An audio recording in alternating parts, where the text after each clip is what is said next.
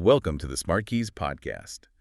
Today we are taking a deep dive into that single piece of digital real estate that, let's be honest, governs or absolutely ruins every professional's week, the calendar.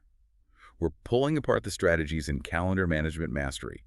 Optimize your schedule for balance and productivity. And that phrase, optimize your schedule, it cuts right to the core pain point, doesn't it? I mean, just look around. You are constantly juggling communication platforms, reacting to dozens of demands, and watching your focus just shatter into tiny fragments. Right. The result isn't just, a simple double booking. It's this chronic feeling of being underwater. Yeah, where work is just constantly spilling into your home life. Exactly. And your colleagues get frustrated trying to coordinate even the simplest things with you. So we're not here to offer, a few quick hacks.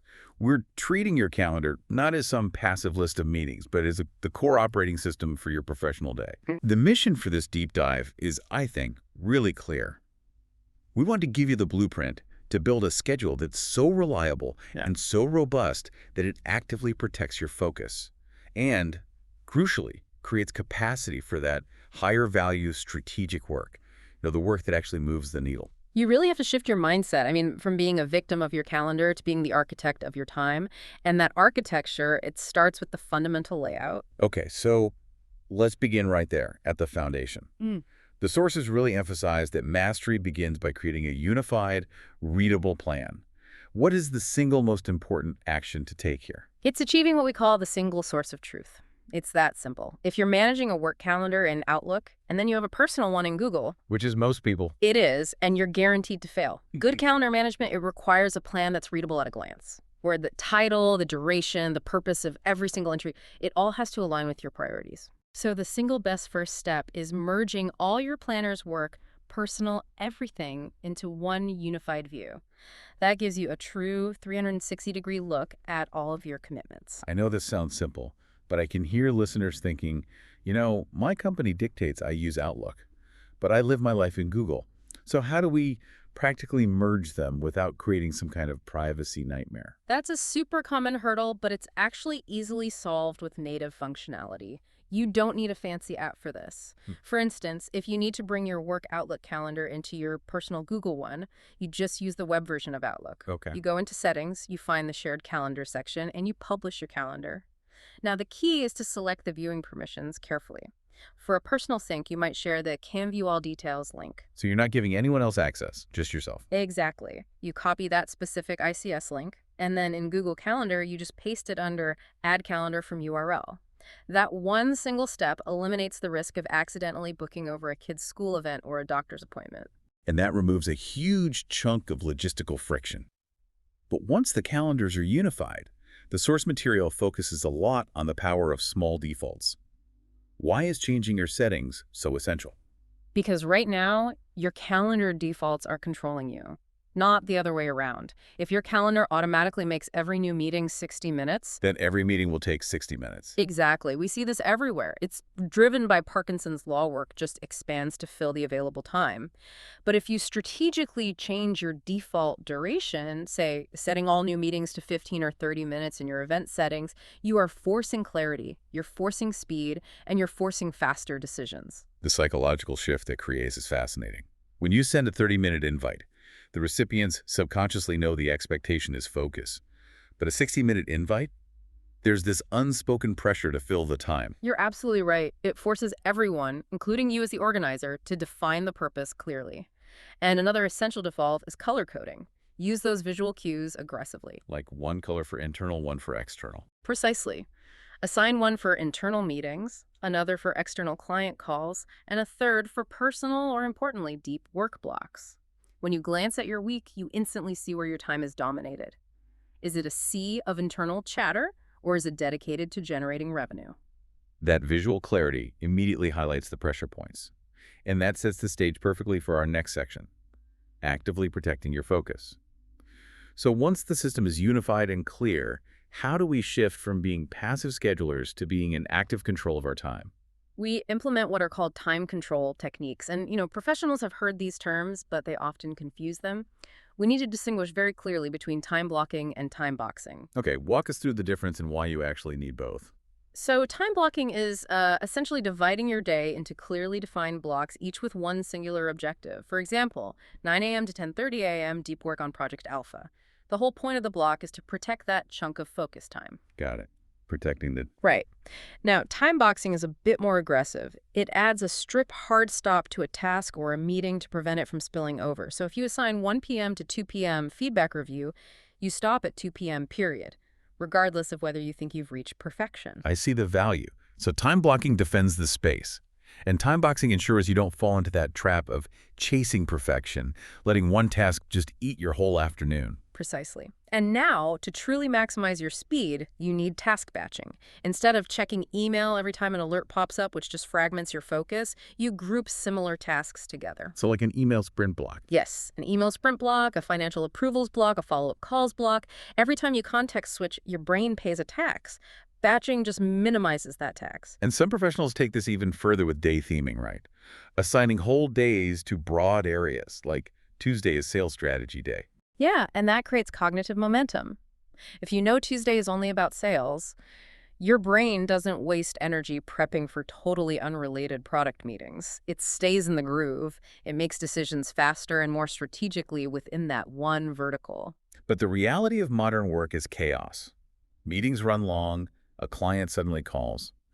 If we plan this meticulously, how do we build some resilience into the schedule? You need built-in protection. Buffer time. If your calendar shows meetings smashed back to back to back, you are setting yourself up to fail. You're always going to be late for that next meeting. Always. You have to create short buffer slots, even 5 or 10 minutes between meetings. Use that time to handle the overruns, capture critical notes while they're fresh, and just mentally shift gears. If you don't schedule the buffer, you'll just steal it from the start of your next meeting anyway. That's a great point. It's a proactive defense. And for those unavoidable ad hoc interruptions, the sources recommend reserving a prime hour slot specifically for those. Yes. If you know you usually get 3 quick, urgent requests a day, block an hour late in the morning and label it something like ad hoc triage window, then you direct people there. This keeps a sudden 5-minute emergency from blowing up your 2-hour deep work block. Building on that theme of removing friction, let's move to our third section, the role of technology. I mean, we can't achieve this level of mastery by fighting logistical battles alone. We have to leverage automation. Right, and the current trend is all about lightweight automation that's designed to eliminate that notorious email ping pong. You know the scenario. 5 emails just to coordinate one 30-minute meeting across 2 time zones. It's pure friction. The primary solution here is appointment scheduling software. We're talking about tools where you share a booking link and it automatically checks your availability, handles time zones, and sends reminders. And the best tools, like some mentioned in the source material, Avoma is one example, they go a step further. They let participants not just pick a slot, but also attach an agenda or answer a required question right in the booking process. The entire logistical burden moves off of you and onto the system. And this is where the conversation gets really interesting with the rise of AI. We're talking about meeting lifecycle assistants. How are these tools providing value that goes beyond just simple transcription? They automate the entire process before, during, and after. So before the meeting, they can deploy agenda templates. During the session, they record and transcribe everything. But the real magic, the crucial value, is what happens afterward. These tools generate concise, actionable summaries. So instead of the VP having to sit through a 60-minute status meeting that only needed 2 minutes of their input, the AI summary delivers the key decision points right to their inbox. Exactly. It supports that goal of limiting meeting attendance. If someone is only there for information, they can just review the AI-generated summary asynchronously. That saves them 58 minutes of their day. This brings us right back to that psychological trap we discussed, Parkinson's law. If tech makes coordination frictionless, we need to be sure we don't just fill all that found time with more unnecessary meetings. You have to weaponize brevity. Setting 15 or 30 minutes as your default is the enforcement mechanism. It forces everyone to come prepared and make decisions quickly. The only way to beat the expansion of work is to aggressively contract the container it's in. That sets us up perfectly for our final section, the strategic edge. Good systems only work if you have good habits. We need to talk about auditing your time and the strategic art of saying no. This is the most critical step. Capacity is created through steady control, not a one-time fix. If you see repeated calendar overlaps or vague entries like catch-up, Oh, I hate catch-up. it's the worst. Those are red flags signaling that your system needs a reset. So we need a regular audit. The source suggests a quarterly review. What should that look like in practice? It's more than just asking, was this valuable? You need concrete questions. A quarterly review reveals not just where your hours went, but what you need to stop doing. Ask yourself, what was the return on investment for that recurring meeting? Did it deliver value proportional to the collective hours consumed? And to figure out what stays and what goes, we need a strong prioritization framework. This is where Covey's urgent important matrix is just so useful. It's the ultimate tool for filtering noise. You classify every task, every meeting into 4 quadrants. Q1 is urgent and important, the crises you have to handle now. Right, the fires. Then you have Q3, which is urgent but not important. These are the interruptions that feel pressing but don't actually advance your goals. And Q4 is the worst, neither urgent nor important, total time wasters. And the strategic sweet spot, the area we're trying to protect with all these techniques, is Q2. Absolutely. Q2 is important but non-urgent. This is your planning, your relationship building, your strategic thinking. The goal is to consciously schedule that Q2, work to time block it before it becomes an urgent Q1 crisis. By proactively scheduling planning, you reduce the number of fires you have to put out later. That proactive approach leads directly to the ultimate strategic tool, the ability to decline an invitation effectively. You have to treat every invite as a request for your most limited resource, your time. So what's the rule here? The rule is, before accepting anything, you demand a clear purpose and a desired outcome. If an invite lands in your inbox and it's missing those 2 things, your default response has to be decline, or at least request more info. If it's truly important, they'll provide the details. And if they just need an update, you can suggest an asynchronous solution. And that asynchronous advantage leveraging recordings and AI summaries, that's the future. It lets you stay informed without donating your focus time to a live session. It cuts unnecessary attendance and frees up hours every single week. This is the philosophy, then. The measure of your productivity is the progress you make in your focus blocks, not your attendance record. You're forcing your schedule to serve your work and your life, not the other way around. So let's leave our listener with a final practical thought. We've covered a lot of ground, from unifying your calendar with an ICS link to deploying AI for summaries and using the urgent important matrix to protect that crucial Q2 time. These are the core playbooks for mastery. If you implement them, you will see immediate gains in capacity, and I promise, a lot less stress. So here's the challenge we want you to accept this week. Don't measure your success by how many meetings you attended. Instead, track one specific metric: the total number of dedicated deep work blocks, those Q2 blocks that you actually completed without interruption.